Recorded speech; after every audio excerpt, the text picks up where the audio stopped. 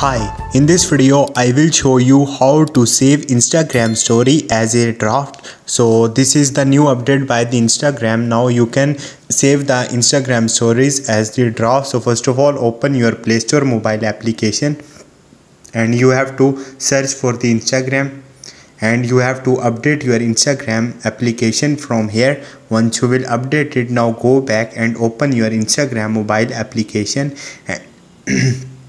and click on your story.